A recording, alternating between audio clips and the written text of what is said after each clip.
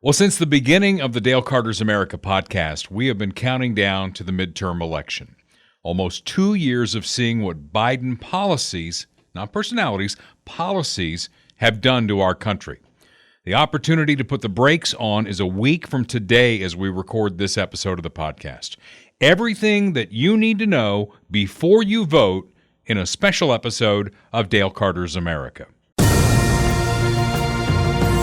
From the heart of flyover country, he's not on the far right, and he's certainly not on the far left. Like you, he's somewhere in the middle.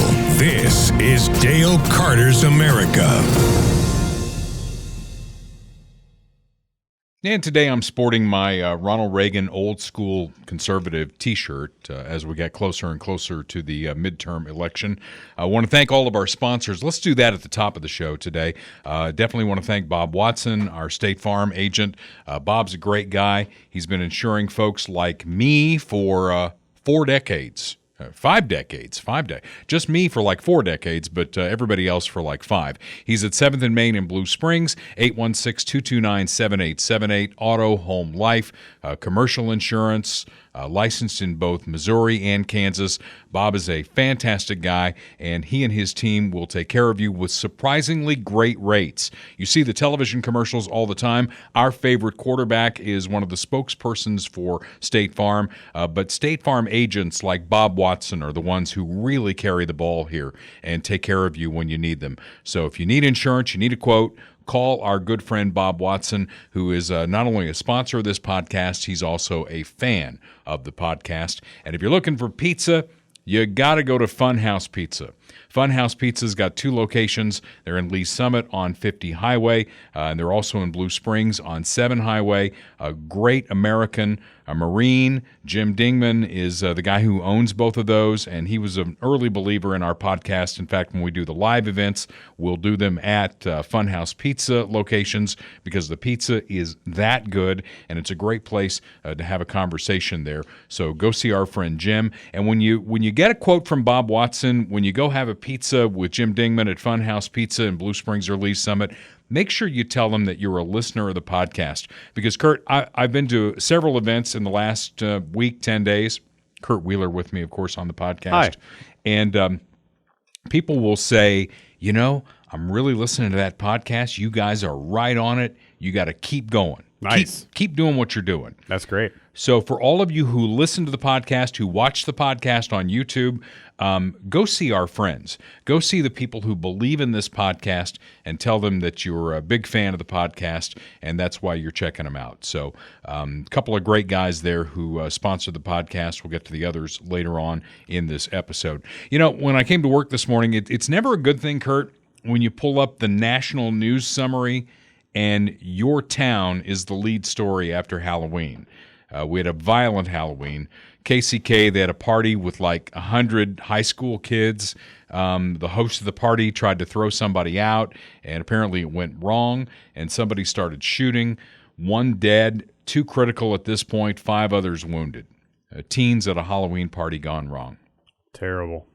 And it's not just here, obviously. There were 14 people shot on Halloween night in Chicago. That included 3 children, ages 3, 11, and 13. And then I saw yesterday, I was watching The 5 on Fox News Channel, and Kathy Hochul, who's running for governor of New York to fill out the term of the guy who they, got rid of, Yeah. Cuomo? Yeah. Yeah, Mr. Anyway. Kathy Hochul is the current governor. She was lieutenant governor, and now she's running for a full term. And she had the audacity to say that because a lot of guns are out in the red states or whatever, that the blue cities run by Democrats are safer than the red Republican-run states. God. Wow. Now, it formed a question in my mind. Do we feel safer, Kurt, in Westport or Green Valley? I'm going to say not Westport. Yeah. I mean, and if you're in St. Louis, do you feel safer in St. Louis or, out in the suburbs? Yeah, I mean, it's pretty bad. And I mean, you can look at the statistics, the crime statistics, the murder statistics. I mean, you're like in certain neighborhoods, you look at certain neighborhoods in Chicago and St. Louis and other cities. Philadelphia is becoming really bad. New York is becoming really bad. Yeah. I mean, you have comparable violent crime rates to like Fallujah, like the worst places in the world. So, I mean, there's no comparison, obviously. And they say these things with a straight face. Yeah. Yeah. They are grasping at straws, and you're gonna see a lot of grasping at straws in this episode because the Democrats are doing whatever they can to stop whatever bleeding is going to happen a week from today. And I will just say this, Kurt, if the Republicans screw this up, it is on them. Oh, yeah. Because the Democrats have teed this ball up perfectly. It is a perfect storm for a conservative revolution in this country. And if the Republicans can't get it done, we're running the wrong candidates. And I think there are examples of candidates we're running that we shouldn't be running. Yeah. But, I mean, you're right that this is the Republican Party's game to lose here. Mm-hmm. I mean, everything's set up for them to really have a big win next week in this midterm election. So it's their ball, and they can carry it to the end zone or fumble it and give it to the other team. And I've done a lot of football games, and I've seen both. Yeah, I've no seen doubt. big wins and tearful losses. So we'll see what's going to happen there. We're going to have a special edition of the podcast that will be out later in the week. Teresa Cass-Galvin is going to come by, and she is running for executive in Jackson County. And I have a whole list of questions I want to ask her, Kurt, and then something just bubbled to the surface, and that is the guy that she's running against, our favorite second baseman, Frank White, who did a phenomenal job as a second baseman for the Royals.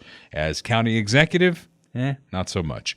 Frank White made news by saying he wants to use $1 million from the American Rescue Fund to pay for women to travel for abortions. To Kansas, right? Right. Well, Specifically. to states that have more lax laws, like Kansas. Yeah. I mean, I looked it up too. Not that I would get an abortion because, first of all, those days are long gone for me, and then there are my beliefs. But I looked up Kansas abortion laws. Do you know that you can get an abortion, no questions asked, like 22 weeks after your last period or 20 weeks after fertilization, however they determine that. And then there are exceptions leading all the way up. Yeah. I mean, people think that Kansas is a deep red conservative state, and in some ways it is, but not where abortion's concerned. Yeah. And it's just interesting to me because what is the money actually, like this $1 million from the American Rescue Plan to fund the Reproductive Equity Fund, which I just highlighted in this article here? What is that money actually going to? Is it going to fund people traveling across state lines? I mean, if you're not familiar, if you're living and listening from somewhere other than Kansas City, I mean, state line is like a mile away from here. Like if you have a car, even if you have a bicycle, you can get to Kansas City. Like, why do we need to fund people to do that? There is literally state line road that runs down the middle of the two states. Yeah. So you can basically stand in the middle of the road and straddle it and be in Missouri one side and Kansas on the other side. So, I mean, how much does it take to travel? Right. But, I mean, maybe it goes into the sort of soft bigotry of low expectations that they always have. It's like, oh, well, these people can't afford, to travel. It's underserved minority communities. They're being oppressed. They probably don't think that people can, afford to drive or walk or take the bus 1 mile into Kansas. So, but it's just interesting. I mean, I'm sure that money, everything is so opaque now with certainly our local government and then most governments across the board, across the country. I'm sure that $1 million is not just simply going to fund, transportation for people like bus tickets or Uber rides or whatever. There's something else going on here. Well, Teresa Cass-Galvin is a Republican running against Frank White, who's a Democrat. And we talked about this last week, the shocking news that the Kansas City Star, who would walk over hot coals and actually walk across State Line Road to get to Kansas. I mean, they would walk that block or whatever. They endorsed Teresa Cass-Galvin. They love Democrats. They would do anything to endorse a Democrat or a liberal. So it's going to be interesting. I've got a long list of questions for Teresa Cass-Galvin about where we are in the county right now because she's on the county legislature to find out where she is moving forward and how she feels about this $1 million set aside. Yeah. Yeah, absolutely. It's going to be a great interview, and it's just another reason why people should tune into the podcast because whether you're located here or not, I mean, a large part of our audience is located in the metro area, but I think it's something unique that we're doing here. You know, we're interviewing local politicians, local candidates, and really getting that feel for kind of how things are happening locally, which is something that not a lot of people are doing, you know, across the board. So we take pride in that. Last episode, I wore the T-shirt about liberals. What are you offended by today? Because there are people who get out of bed in the morning and it's like, you know, gosh, my life's going so well right now. What in the world could I be offended about today? Well, somebody did some research. The World Series is happening. Your hometown, Philadelphia Phillies, are playing the Houston Astros. Absolutely. And somebody looked into both clubhouses and said, you got your shirt on? Oh, look at that. Look at that. He's got the Philly logo on there and everything. But somebody looked into both clubhouses, and other than Dusty Baker, who's manager for the Astros, right? Yeah. Okay. There are no African Americans on either team. Now, there are black people on both teams. Right. But there are no no African. Am I saying that right? No African Americans. Yeah. And the story originally came from the AP, which I have up here if you're watching on YouTube. And the way that they phrase it is no U.S. born black players. So it's amazing. And I think maybe you posted it on the Facebook page or I posted it, but I commented like it's amazing how specific they have to get. Like the goal is obviously the grievance narrative, right? That's the goal. So they'll jump through whatever hoops that they have to in order to meet that goal. So they can't say that there's no black players because there are. Right. So they have to narrow it down to no U.S. born black players because the fact is, and also they have to say players because the coach is black, right? Is African American. You know, he's Dusty a black Baker. American, yeah. And but there's tons of Hispanic blacks on both teams. You know, then that's kind of, you know, depending on where you're at in South America or whatever, you know, I guess you're considered black or not black. I don't really know how that works, but will Joey not have the winner to the White House because somehow they're, you know, aggrieving the black American-born wannabe baseball players? I guess none of these players are Joey B supporters because, you know, he famously said if you don't support him, you ain't black. So I guess they don't count. Wow. Okay, well, a couple of things on this. First of all, the color barrier in baseball was broken in 1947 by Jackie Robinson. Okay, this is the first World Series since 1950, as the article points out, that there are no American-born. Take me through the geography on this again. No U.S.-born black players on expected World Series rosters since 1950. Yeah. Okay. Do you think, number one, that either of these baseball teams are holding back anybody who would help them get to the World Series championship? No. Regardless of color, nationality, left-handed, right-handed, you know, bald, a lot of hair. I mean, they're not holding anybody back from helping them get to a championship. Yeah, and the left-handed, right-handed thing actually makes more sense because it has a large impact on baseball. You know, you switch out if you're in, say, the bottom of the ninth inning or something, an important inning, and you have a left-handed pitcher coming against a left-handed batter, you might switch them out, right? You know, and that's very common. The other thing I'd like to point out, because the NBA is predominantly black with American blacks, right? And the NFL, and so too. is the NFL. Yeah. So a guy like Patrick Mahomes, okay, who was drafted into Major League Baseball, said, you know what? I want to go play quarterback for the Kansas City Chiefs. He chose not to go to baseball. You know, baseball is kind of a boring sport, you know, and maybe the best athletes out there are going to play basketball. They're going to play, you know, in the NFL. Yeah. They're doing other things. Yeah. Yeah, I mean, I don't know. I like baseball. I wouldn't call it necessarily a boring sport, but it's definitely not as fast-paced as football. And you're right. I mean, you know, if you look at the racial makeup, I mean, it's sad that we even have to talk about this, but it's the obsession of the left is to talk about this. So it's like, okay, where, you know, you want to talk about representation. Where's the 5-foot-tall Jewish guy representation in the NBA? You know, where's the you know, mixed race Filipino representation in the NHL. It's ridiculous. And there's plenty of leagues like the NBA and like the NFL that are vastly overrepresented by black players. I mean, I just quickly did a search here. If you look at this is a breakdown of NFL by race and position, you can see there are some positions like center, quarterback, tight end that are, favored towards white players. But then you go down here, cornerbacks, 0.6% of cornerbacks are white. So there's like one white cornerback in the entire NFL. And NFL fans don't care. Yeah. They just want their team to win. Exactly. Major League Baseball. I mean, you're a Phillies fan. Yeah. You don't care who's on the team. You just want them to win. Yeah, I must be a racist, though, if I'm a Phillies fan, right? Because I'm celebrating that there's no U.S.-born black players or something like that. Well, this is where we are, and we talk about this a lot. This is where the left is. They like to slice and dice us and turn us against each other. Yeah. We, as conservatives, just want to celebrate winning. And how about we celebrate the fact that athletes of a great caliber have a choice of what they want to do?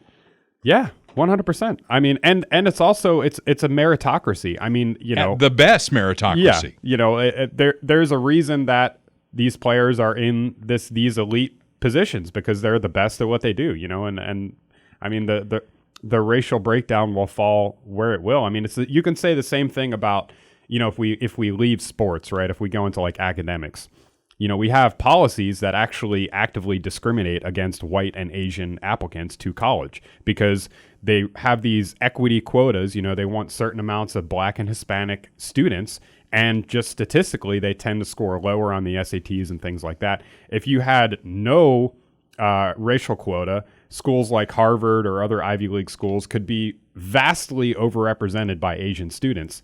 And where's the problem in that? Okay, so it's mostly Asian students. Who cares? Let it be mostly Asian students. Well, they're hashing that out in the Supreme Court now, and we'll be talking about that, I'm sure, down the road. But with a week to go until the midterm election, it's funny because they had Joe Biden in the White House all weekend. It's like, don't go anywhere. We're going to send Barack out, and we'll get to Barack here in a minute.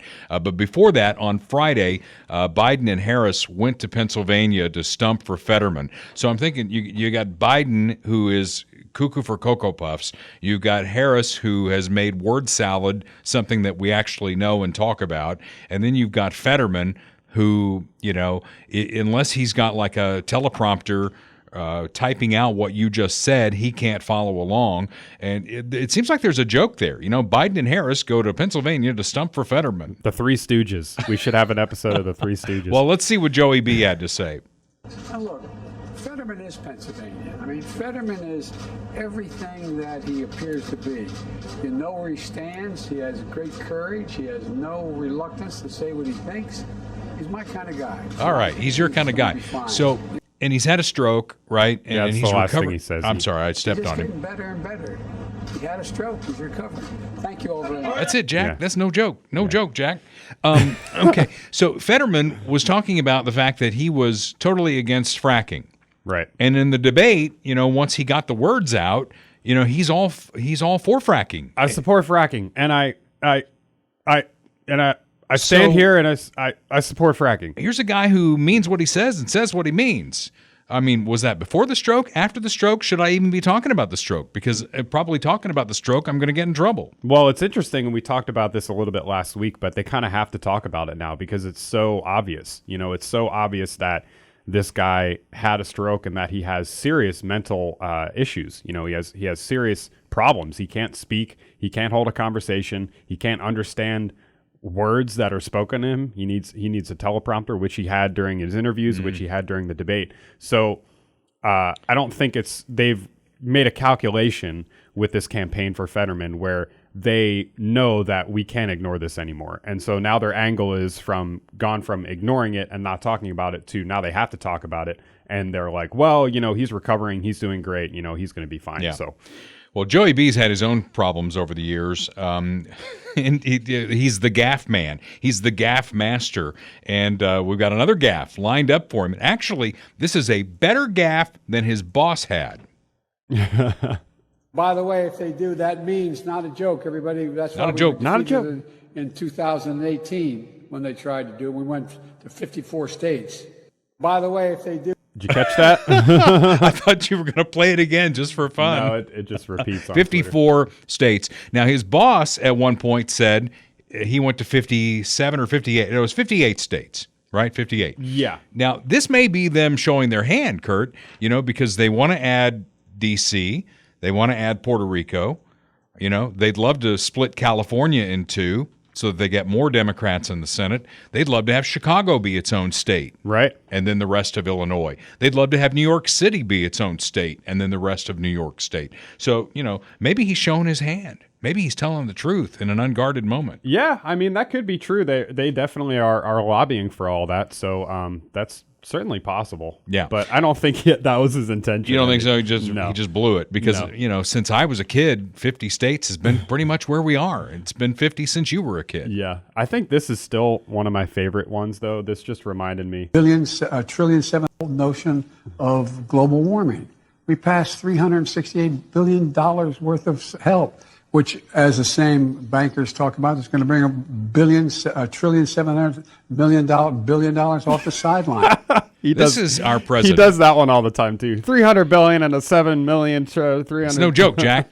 No joke, Jack. No malarkey there, Jack. Oh, man. Okay, so they put. I hope he runs again. I really do. Well, my prediction on this: they're going to get swamped next week in the midterm, and then he's going to announce that he's not going to run again. So they put him in the White House, and they said, "Don't leave the White House.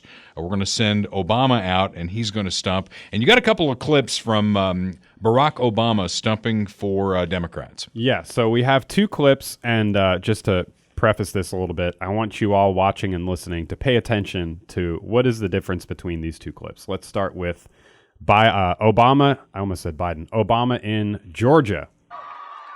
And after you voted, I need you to grab your friends and your family, round up Cousin Pookie, make a plan to vote.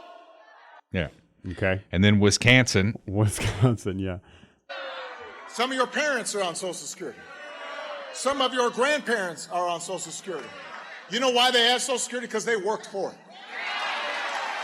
They worked hard jobs for it. Okay. They have chapped. Where's Cousin Pookie? Yeah, what do you think, Dale?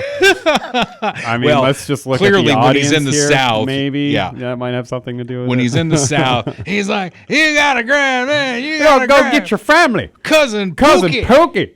Cousin Pookie." And then back in Wisconsin, I mean, it's we got some diversity now I'm happening going there. to speak like Barack Obama that you're used to here. It's still not as bad as the Hillary Clinton one, though. You remember that one? Oh, I do. I ain't in no ways tired. I don't feel no ways tired. I got hot packets in my purse. I don't know. Are you pandering to us? I don't know. Is it working? Yeah. I mean, we played a lot of those clips, and they're so funny. You just got to keep playing them over and over again. It's great. But when Obama's talking about Social Security, first of all, that's their latest scare tactic. Yeah. That's almost the last line of defense here.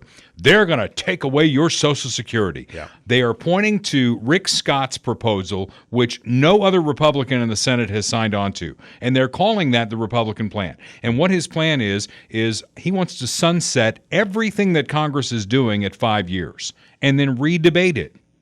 Right. Boy, the Democrats don't want that because they've built up all these massive programs that they just keep building onto ad infinitum. And Rick Scott said, wait a minute, we're $31 trillion in debt. Yeah. Maybe we ought to at least have a conversation about it. So the Democrats have taken that ball you talk about running down the field, and they're going to take away your Social Security. Scare, scare, scare. Yeah. That's all I got. And that's where the Democrats win. I mean, that's why they are better politicians, because they control the narrative and they're able to spin that and make it whatever they want it to be. I mean, that's what Republicans need to be better at is countering that and maybe have more Republicans on board with this plan, because it's obviously true. We talked about it last week how Social Security is insoluble. It's going bankrupt, and we need Something's got to be about done. it. Yeah. Yeah, you just cannot keep. I mean, I've said this over and over again as we went through $29 trillion to $30 trillion to $31 trillion in debt. At some point, there has to be a reckoning here.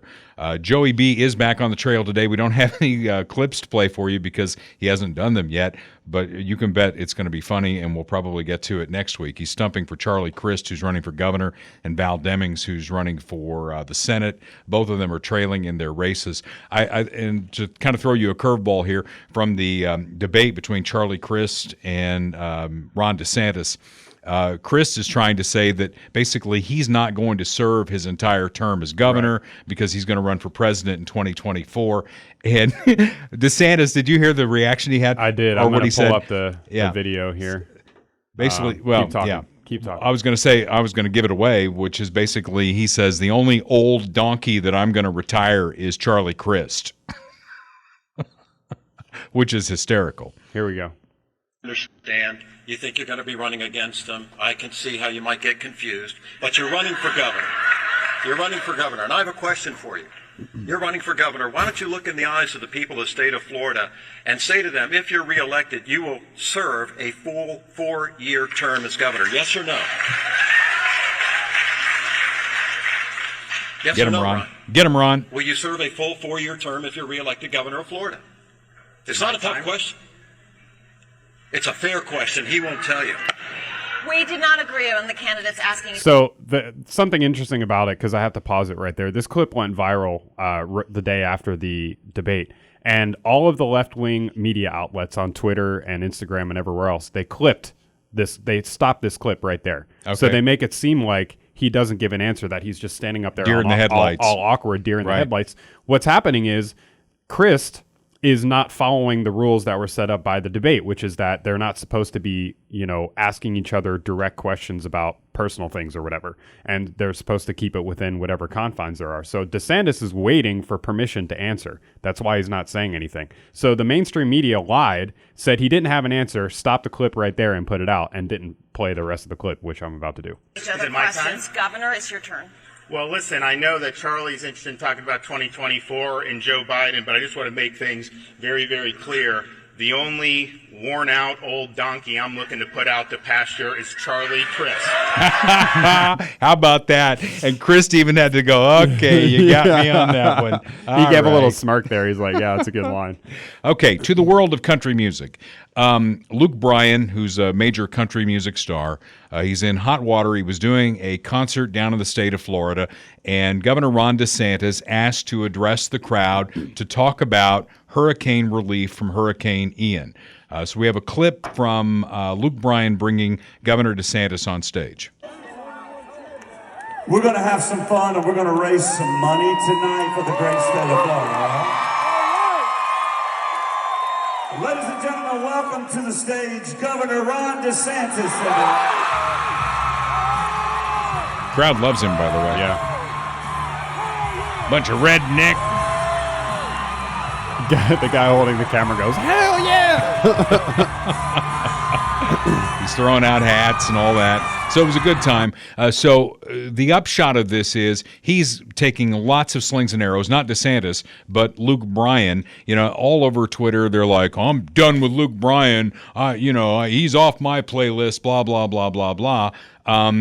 Not to mention, that Stacey Abrams has had every left-wing celebrity come to Georgia to campaign for her. Stacey Abrams is the president of the universe. Yeah, exactly. I mean, go watch Star Trek Discovery when she walks off the shuttle. She's president of the world. Yeah. The world, sorry. The not world, the universe. of Earth. Let's not get too carried away. Not too carried away here. But, no one on the right ever says, gosh, we need to cancel all these people who are appearing with all these Democrats. Maybe they should. Maybe we should start doing that, honestly. Garth Brooks sang at Biden's inauguration. Yeah. And country fans weren't, whoa, we got to get rid of that Garth Brooks guy. He's terrible, blah, blah, blah. Right. And so he lets DeSantis come on stage. He's the governor of the state where Luke is doing a concert. They're raising money for hurricane victims, and the left absolutely loses their mind. Yeah, absolutely. Sorry, trying to fix my microphone here. And Luke Bryan came out on Twitter, and a lot of folks think maybe he should have ignored this, moved on. But I, for one, I think you got to stand up for yourself. And when somebody gives you some shit, you got to fire that shit right back. Yeah, 100%. I mean, you have to stand up for yourself. You can't just, there it goes again. You can't just, not say anything. And he did issue a statement, which I'll read here. This is him on Twitter, Luke Bryan on Twitter. I typically don't respond to stuff when I'm getting run down on a social media platform, but here's the deal. I understand Governor DeSantis is a very polarizing figure, but I grew up in a country where if a governor asks you if they can come and raise awareness to help victims of a natural disaster, you help. I generally stayed out of politics throughout my career. I knew people would chatter about this, but for me, the more important piece was if I'm going to come back there a few weeks after a large portion of people have been affected by a natural disaster in a state where people have been good to me, this felt right. raise awareness, have a little fun between the Georgia and Florida college fans before the game, and do what I love on stage. That's all I'm saying about this. I'll be outdoors with my boys. Enjoy your Sunday, blah, blah, blah. You get him, Luke Bryan. And I mean, you know, he kind of explains a little bit too much there. Like, I don't think he even needs to really say that. He should just say, like, this was a decision that I made to help the victims of the hurricane. Yeah. The governor asked to be on stage. I said, yes, screw off. But at least he didn't apologize. I mean, that's the good thing. He didn't apologize. He didn't, retrace his steps or backtrack in any way. So and I don't think we would have, number one, it wouldn't have been a conversation because it wouldn't have been a big deal. But let's say he was in a state like Louisiana with a Democrat governor, and the same thing happened after a hurricane and the Democrat governor was on stage. Would we be saying, let's cancel Luke Bryan? I can't believe he did that, blah, blah, blah, blah, blah. Right. There's a double standard. Right. Yeah, no, you're right. I mean, we definitely shouldn't do that. When I'm saying, we should start, canceling people or whatever, I mean, obviously I don't mean people who are, doing support for disaster relief and stuff like that. Yeah, exactly. All right, we move on. A lot of news items here before we get to your election guide before next week. Paul Pelosi, that was the big story over the weekend, was attacked in his home. And there are a lot of extensions to this. I know there was a press conference yesterday with the DA in San Francisco and the police chief in San Francisco. There are a lot of different conspiracy theories out there, a lot of speculation. Kurt, I don't like to speculate. I like to go with what we know, and what we know is Paul Pelosi ended up in the hospital attacked by a hammer. Yeah. Almost sounds like a Clue thing. Paul Pelosi was attacked in the kitchen with a hammer by the guy wearing his underwear. I don't know. It's a weird story, right? It is weird, yeah. And it's just, and I've delved into some of the conspiracy theories a little bit. But, I mean, at the very least, what you can absolutely say is that this narrative that was put out by every mainstream outlet and every Democrat politician immediately, like right after it happened, I mean, they went straight to this is a right-wing QAnon, election-denying guy. He wanted to come after Nancy Pelosi because of political reasons and all this. And that just doesn't hold up to scrutiny at all. I mean, you had Hillary Clinton. I have this tweet here that she had pulled up. And I'll pull up the LA Times article here in a sec, not to read it, but just so you can see it. But she said, the Republican Party and its mouthpieces now regularly spread hate and deranged conspiracy theories. It is shocking, but not surprising, that violence is the result. As citizens, we must hold them accountable for their words and the actions that follow. Coming from the lady who just said that, the 2024 election is going to be stolen before it even happens. Right. But, and then Elon, in a tweet that he's since taken down, shared some other information, about how they were both possibly wearing underwear, wielding hammers. Paul Pelosi in the 911 call said he knew the guy, that he was a friend. He knew his name. And, this guy, there's some weird stuff going on. Different information. I mean, we have something here. This is his neighbor saying that he's essentially like a nudist that lives in like a commune with, it's just like weird. I'll play just a second of this. Strange about the whole household. The entire household is very, very strange. How about him? He is birds of a feather with akin to them. So they are just, nudist drug abusers, and that's who gravitates toward them. And the children who live there, they seem to be underage or under 18. I'm not sure how old they are. Okay. And Trisha, again, what do you say their politics are? I'm not sure. I would imagine that they're more left-leaning because of their support for the gay community and for... I'm sorry, for other people, but So anyway, that clip goes on. I mean, you can watch it on Twitter yourself. Yeah.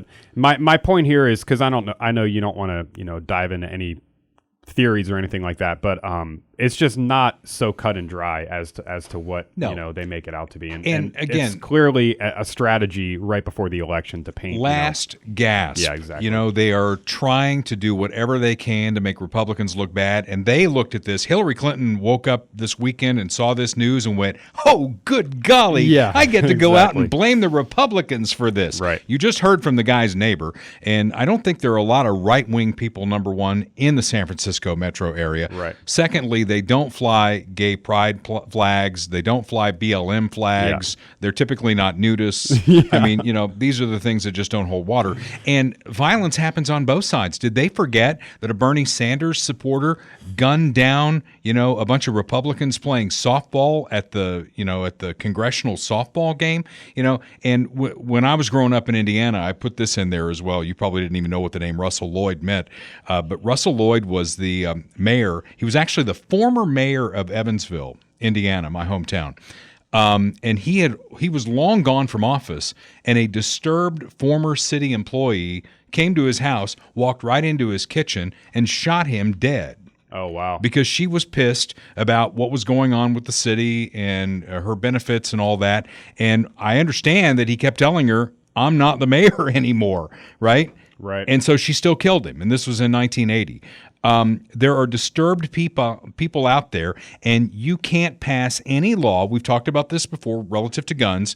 This was even a hammer in San Francisco. You can't pass any law that will prevent a bad actor from committing a bad act. Yeah. What you can do is take care of it on the other side, and that's the punishment side. Yeah. And that's where we fail. That's where we fail in Kansas City and Jackson County. It's where they fail in California, and it's where the Democrats want us to fail nationwide.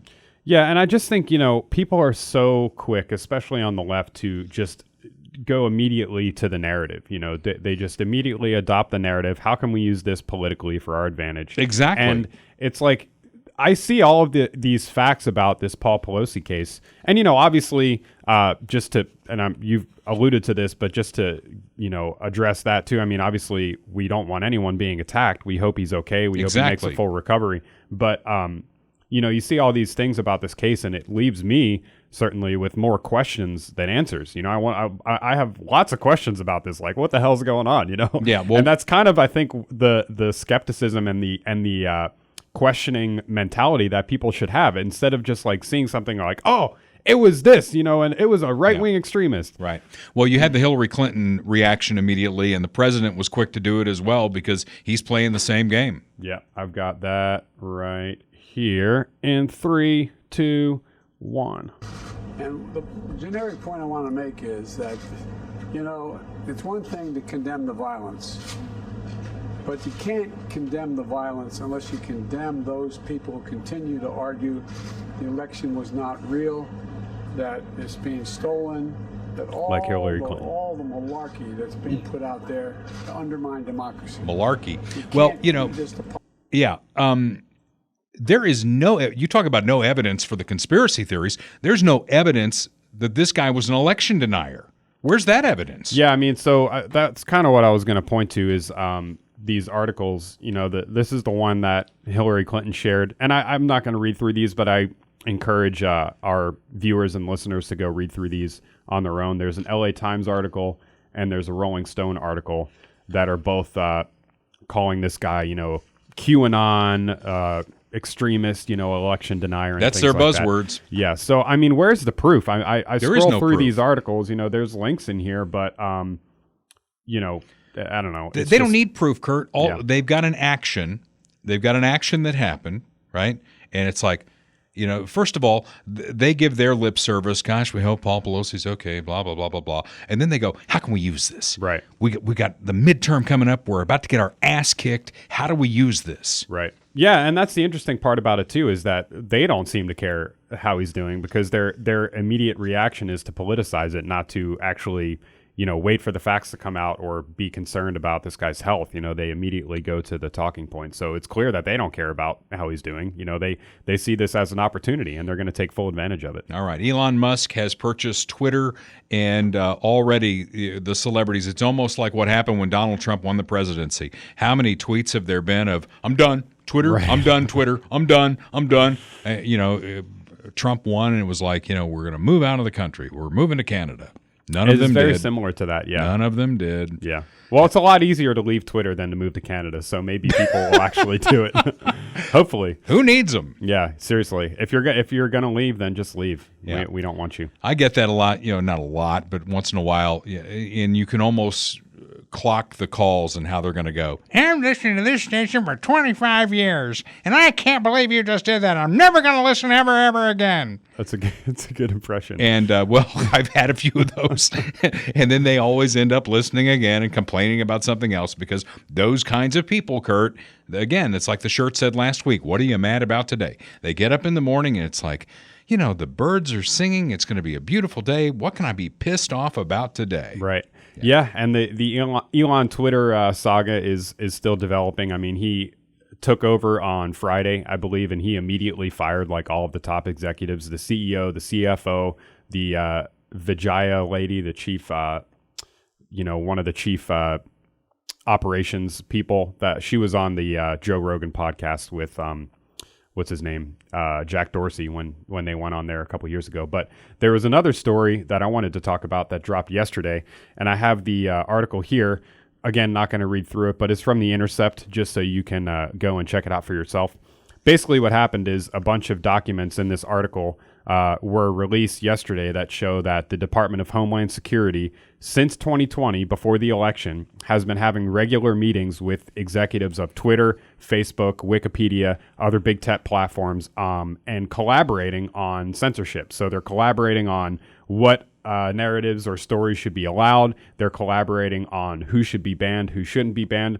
So they have direct influence from the government in these big tech platforms to decide what should be allowed. And there's direct evidence through text messages and emails, other communications relating to the Hunter Biden laptop story in 2020, relating to the COVID origination theories about, COVID coming from a Chinese lab, which is now, almost guaranteed accepted as fact, and other things like that. So it's very scary stuff. And, obviously it has massive implications on elections, on public trust of our institutions, on communication, broadly speaking. You can see here on the screen, there's a screenshot from this Vijaya Twitter lady to somebody at DHS, which you can read on your own. Facebook set up a direct reporting system, a portal right to DHS, where DHS could access directly to Facebook through this portal to report, misinformation or disinformation, which just means things that we don't like. So it's very scary, and hopefully this story will help expose some of that, and hopefully people like Elon, who are taking over these social media platforms, will make some changes. Well, I hope so. But a lot of folks right now are going into this midterm election, and they care about kitchen table issues as we talk about them, like how am I going to pay the electric bill or the gas bill, and am I going to pay this bill versus maybe a prescription that we need. Be a good time to talk about our good friend Austin Watterson and the fine folks at Royal Roofing and Solar, because he's got a solution. This isn't virtue signaling. This is using your house as its own utility. And he can show you how to do that. And by the way, he can put on a damn fine roof for you, too, because he did that at my house. Austin Watterson and Royal Roofing and Solar, they're the latest sponsor that we have here on Dale Carter's America. And he'd love to talk to you about it. He's going to shoot you straight, because not every house is built at an angle to the sun where you can do this. So all these people who call, and they call me a lot, Kurt. I don't know if you get the calls or not, but it's like, hey, have you ever thought about having solar on your house? And they'll sell you a bill of goods. You want somebody who's one of your neighbors in Cass County, who is somebody who's been in this community forever and ever. Kids go to school here, and he takes care of folks right here in his backyard. He's not going to be here today and then gone tomorrow. So if you need a new roof, first of all, he's your guy. And if you've ever thought about using your home and the sun to own your utilities versus rent them from Evergy or the gas company, he's your guy. Royal Roofing and Solar, 816-540-7057. 816-540-7057. And just like you do with Bob Watson and Jim Dingman, when you call him and you get the quote, or you talk about your roof or your situation, maybe with going to solar, make sure you tell him that you listen to the podcast, you agree with what we talk about. Even if you don't, if you hate listening to us, you might need a roof. And, if you hate listen to us, you probably want solar panels on your house so you can show everybody how green you are. Yeah, absolutely. All right. I really hope we have hate listeners. I'm not sure how many we do, but that would be great. That would be awesome. So to the election guide, we're a week away from the midterm, and I pose a question and kind of an open-ended discussion here, Kurt. What are you thinking about as you vote? And let me couch it this way, because there was a time in this country when it wasn't, we got to vote for the red jerseys. We got to vote for the blue jerseys. And I go back to my own hometown again, Evansville, because, in Missouri, the city offices are nonpartisan. Did you know that? No. You run in city elections. We all know that the Pharaoh is as Democrat and as blue as they come, but when he's on the ballot, it doesn't say Quentin Lucas, Democrat. It just says Quentin Lucas. Mm-hmm. Now, in Evansville, they are in parties.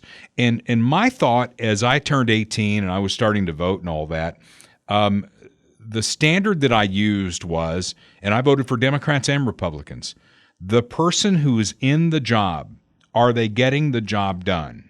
Right. Are they getting the job done? And if they were, I voted for them again. And if they weren't, I voted to throw their ass out. Mm-hmm. We've gotten away from that. Yeah. Well, we've gotten away kind of from just looking at things objectively overall. We've gotten away from seeing who's going to do the best job, looking at the actual policy positions of the candidates in a realistic way. We look at policy in sort of this, make-believe ethereal way where we're, being called bigots or whatever, saying that you want to squash women's reproductive health care and things like that. That's the level of conversation that we're having now. We're not talking about anything substantive anymore. We are to the point where a guy who had a stroke and can't put a sentence together might be the next senator from the state of Pennsylvania because he wears a blue jersey. Yeah. And it it doesn't not make sense when you think about it. Obviously people need to be more involved in their primaries. And I think a big part of the Fetterman thing is that they really tried to hide his health issues for as long as possible until he got through the primary, and then things started to come out more. So he'll still get millions of votes. Oh yeah, for sure. But you have people, and I've seen comments like this on Facebook and all over the place where you have people saying, well, I would vote for a potato over Dr. Oz. I would vote for a glass of water over Dr. Oz. Well, they're going to. Yeah, and it, I asked you this question and you never really gave me an answer. So I'm curious if you've thought about it anymore. But it does make sense because we are so polarized, politically, and everything is becoming so hot right now with all of these issues. And if you put yourself in their shoes, it makes sense that they would vote for whoever the candidate is over what they perceive to be this terrible enemy politically. And so if we put the foot on the other shoe, and let's say hypothetically that Fetterman was a, decent, good conservative candidate that had a stroke and is, failing mentally running against some lefty, would you vote for him or would you not vote for him? Well, I didn't answer your question, but I've given it a lot of thought. And when I vote on issues, not personalities. And I'll go back to the 2016 presidential election. I always told people that Donald Trump was my 18th favorite candidate who was running for president at that time because I could see the future, and I saw the clown show that was going to be coming behind him. Okay? I vote for the issues. Now, when it was Donald Trump versus Hillary Clinton, pretty easy to see that Donald Trump was going to be the better choice. And Fetterman, you talk about issues, fracking, for instance. Is he for it or against it? I really don't know.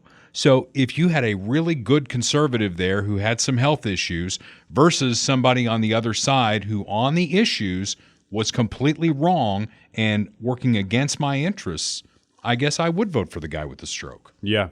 Yeah, and I think that's how Democrats are looking at it too. I'm kind of trying to But where's he consistent? He's a hypocrite. Side. Yeah, he has been very hypocritical on a lot of issues, but he's wearing a blue jersey. He's wearing a blue jersey and he hits the talking points. He's certainly abortion is a big issue in this campaign. He's been hitting that over and over again. He's been, hitting the rich paying their fair share and all this stuff. He's been hitting Dr. Oz for being, a multimillionaire and everything, despite the fact that he hasn't made anything for himself. But that doesn't really matter to the voters that are going to vote for him. So, I mean, I bring that up just to draw attention to the polarization and the fact that, you know, it makes sense that these people, I mean, they're misguided. Like, you know, I think there's a lot of stupid people out there. I think we would both agree on that. But the vast majority of like liberals or left-wing voters, many of whom are my friends, are not, you know, stupid idiots. You know, they're just misguided people. You know, they may be stupid in the sense that, you know, they're not able to have independent thought and to see the other side of the issue. But the reason for that is not because of like IQ or because they're, you know, just stupid individuals. They just don't have the right information presented to them. Well, you know, and unlike, you know, the DeSantis-Crist election here where there are, you know, Chris is accusing DeSantis of looking forward to 2024. In 2024, and I've said this before and I'll say it again, I want all these I don't want to use that word. I want these people who are currently in leadership, the ones who are really, really old and have a lot of baggage behind them, I want them to go away. Yeah. And I would love to see a campaign for president in 2024 with someone on the left and someone on the right who will go out there and argue the issues. And I believe that the things we believe would hold court. I think they are the right ways to proceed. It's not even to me. It's not even unclear, not even fuzzy a little bit. But let's get two people to argue it who don't have a lot of baggage behind them, you know, so that we can have just a fresh start. Yeah, and I mean, you also bring up the fact that people, when you look at polling and things like that, like across the aisle politically, people tend to be more concerned about what affects them directly. Okay. You know, things like inflation, gas prices, you know, how much of their own money they get to keep, how much money they're making, you know, in terms of what their paychecks are, and things like that, you know, and that's something that the Democrats just don't talk about. Yeah. What a great segue to this, because this graphic that I put up on the podcast, on the Facebook page for the podcast, and I've shared it a lot of different ways. We're sharing it with you now as almost like your voter guide.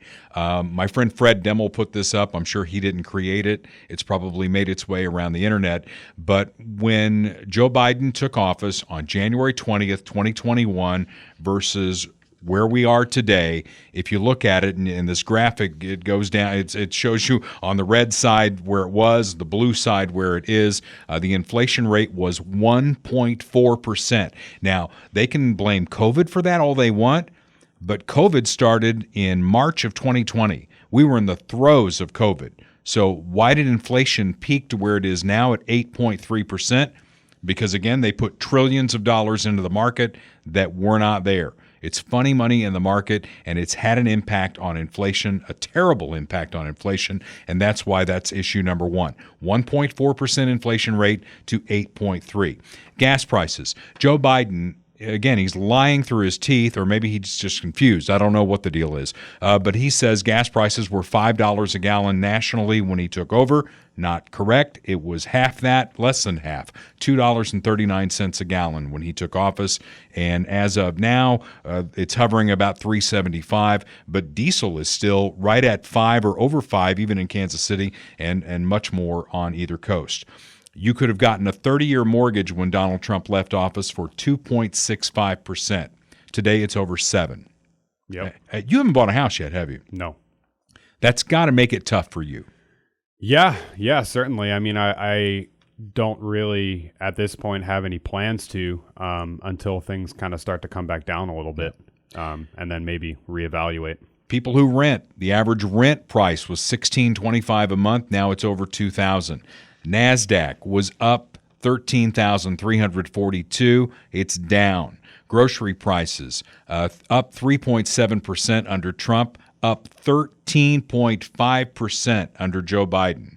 Yep. I mean, you feel it when you go to the grocery store. Electricity rates, 1.5% up during Trump, 15.8% under Biden. And then the real average hourly rate for wages, up 4% under Trump, decreased 2.8% under Biden. These are facts. I mean, they're things you can look up. Not making any of it up. I challenge you to look up any of this stuff and see it for yourself. this is what people are going to vote on a week from today. Yeah. And, I think this is what Republicans should obviously be talking about. But, I mean, there's more than that, too. And I think as a younger conservative, we see all of these other issues sort of creeping into the conversation. Things like abortion or like, gender transitions for minors.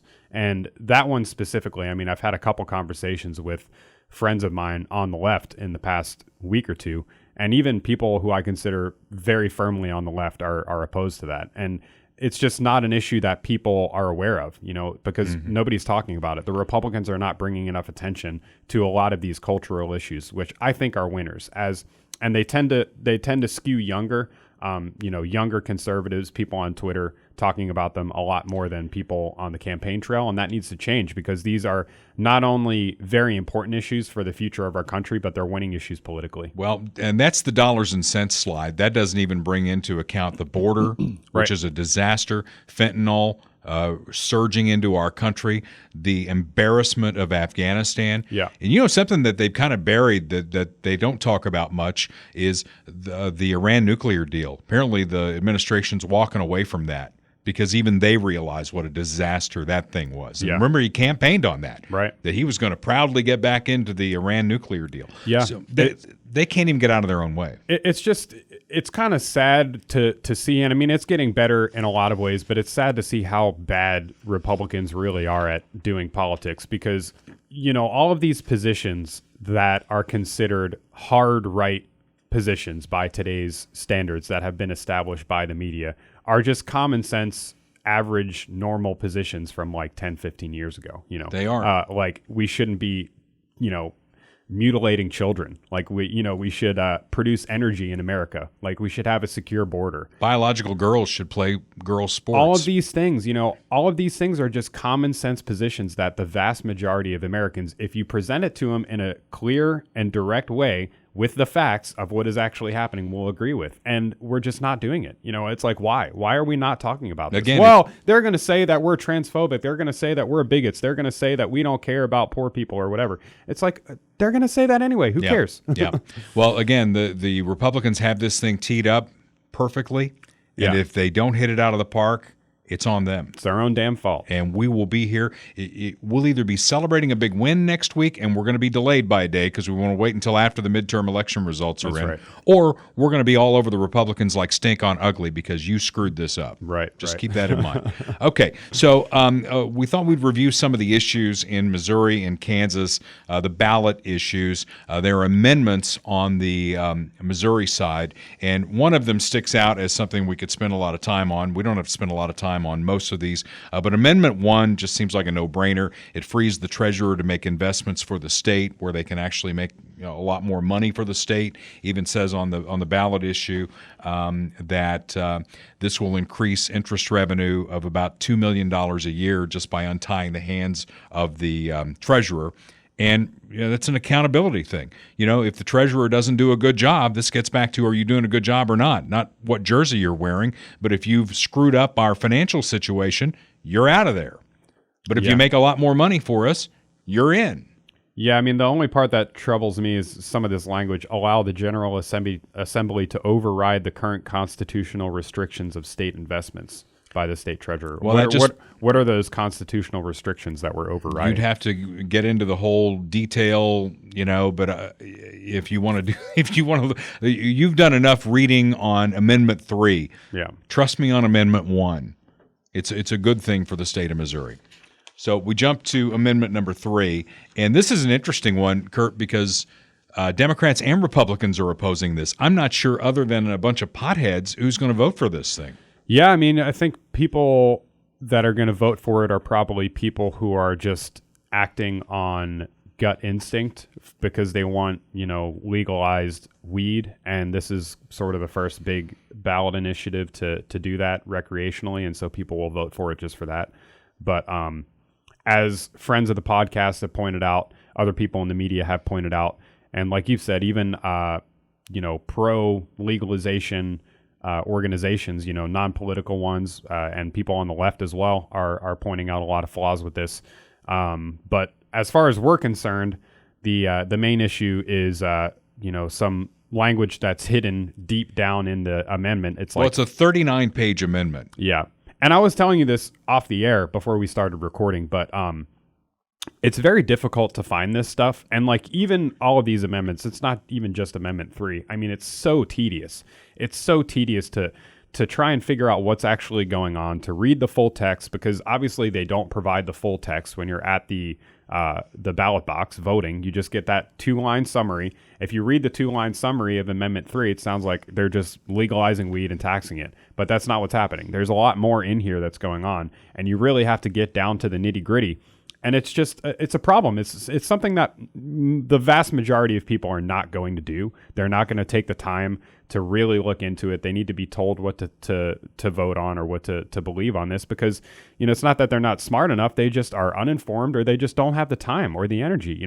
It's tedious. You're like reading through all this legalese and everything. And so something needs to be done about that too at the federal level and the state level. You've uncovered something that other folks have uncovered as well. There in the 39 pages, there's a mention of a chief equity officer and equity. And anytime we hear chief equity officer and equity, we think about what they're trying to do with the federal government, what Quentin Lucas wants to do to Kansas City, and it raises a red flag for us. Yeah, the word equity just in itself is a giant red flag, no matter where you see it. But you don't believe in equity? No, I don't. I absolutely do not. But yeah, so I mean, I just highlighted the section here if you're watching on YouTube, just to highlight some of the broader points here. Within 60 days after the effective date of this section, the department shall appoint a chief equity officer. The chief equity officer shall assist with the development and implementation of programs to inform the public of opportunities available to those people who meet the criteria set forth in paragraph 12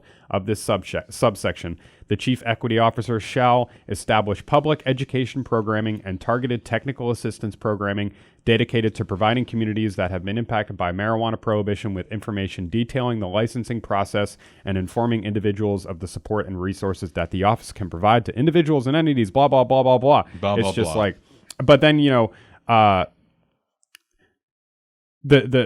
end of the paragraph is the chief equity officer may only be removed for cause, and the department shall not interfere with the officer's lawful Don't like that. Official activities under this section. Yep. So it creates a new position of this chief equity officer that the position is to create education programs for the public, and they are not elected. They're unaccountable even to the department that is establishing this amendment themselves. So it's kind of a free-for-all, and I think that creates a dangerous precedent. Yep, I completely agree with you. Okay, so, and the Democrats don't like it because they say that the only people who will have access to the licenses already have them, and they say that shuts out the African-American community. So Democrats aren't going to vote for it. Republicans aren't going to vote for it. Just going to be a bunch of potheads like Cheech and Chong are going to be out there voting for it. I don't think it passes. We'll see. Yeah. Amendment number 4. This is an interesting one because where's the first page of that?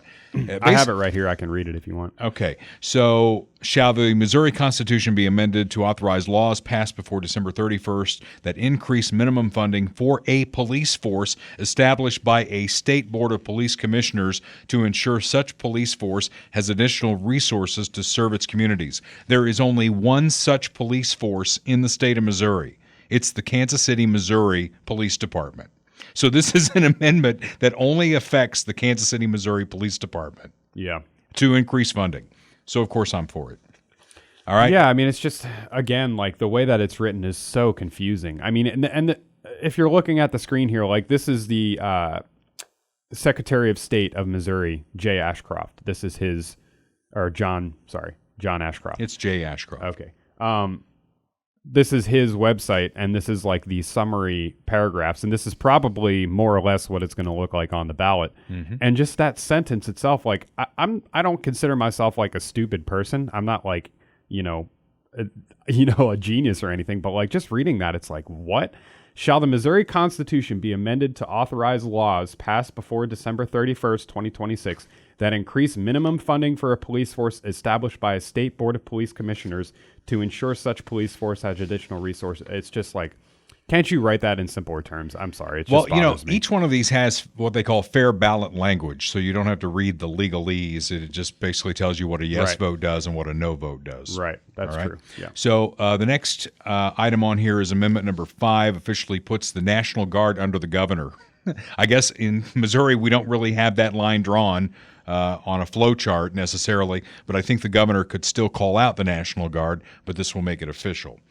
And then the last thing is, should Missouri have a constitutional convention to revise the state constitution? This is not to be confused with Article 5, the federal thing. Right.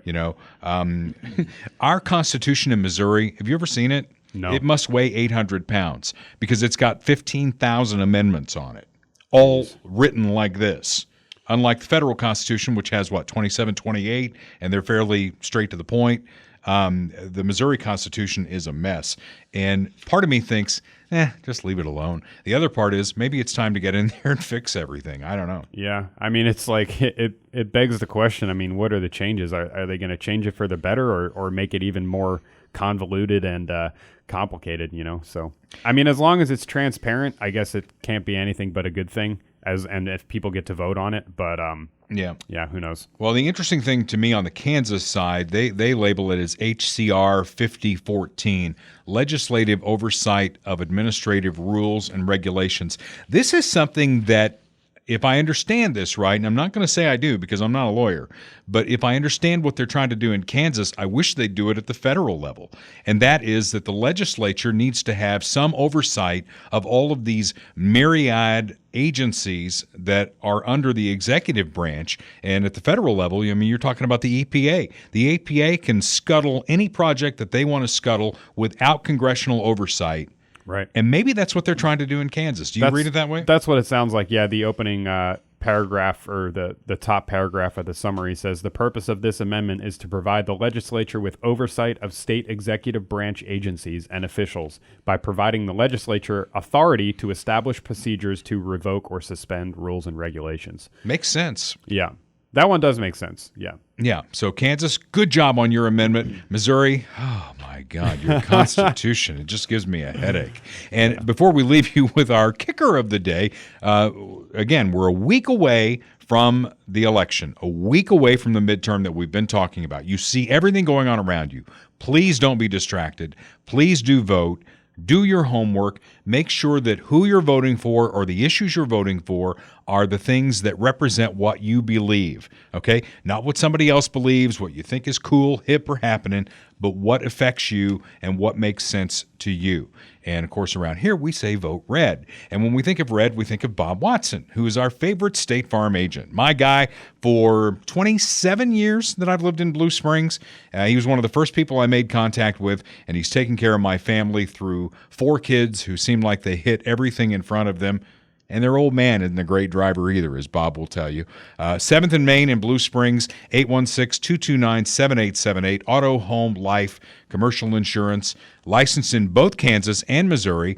And you know what? Bob doesn't need any, money coming through Jackson County in order to go across State Line Road.